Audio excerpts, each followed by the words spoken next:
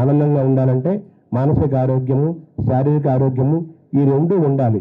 ఈ రెండింటిని కూడా శ్వాస మనం నడుపుతుంది.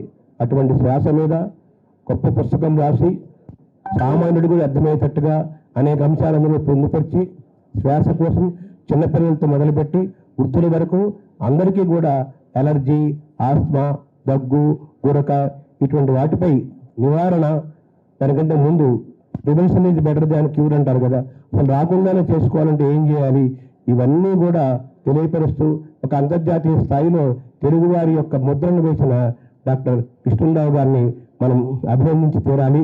వైద్యం నారాయణ హరి అన్నారు కదా, అంటే వైద్యుణ్ణి నారాయణతో పోలుస్తారు.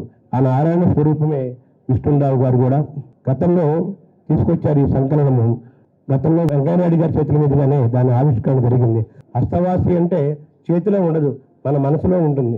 మన మనసు మంచిదైతే మంచి జరుగుతుందనే నాయుడు గారి చేతుల మీద ఆ రోజు జరిగిన ఆవిష్కరణ ఈరోజు ఇన్ని పరిశ్రమలు, ఇది 3వ ఎడిషన్ 4వ ఎడిషన్ ఈరోజు వేసుకుంటున్నాం అనమాట. నాకు కూడా 4 రోజుల నుంచి వైరల్ ఫీవర్గా ఉంది. ఈరోజు డాక్టర్ గారి మీద ధైర్యంతో ఈరోజు వచ్చి ఇక్కడ నేను నిలబడ్డాను. ఈ అద్భుతమైన గ్రంథాన్ని మనం వెంకయ్యనాయుడు గారి చేతుల మీదుగా ఆవిష్కరించుకున్నాము. కృష్ణరావు గారికి మనమందరం రుణపడి ఉన్నాము. ఎక్కడో చిన్న పల్లెలో మొదలైన ఆయన ప్రయాణము ఇక్కడ దాకా మండలం నుంచి మహానగరం దాకా సాగిందంటే ఆయన సంకల్ప బలము ఎంత గొప్పదో మనం తెలుసుకోవాలి.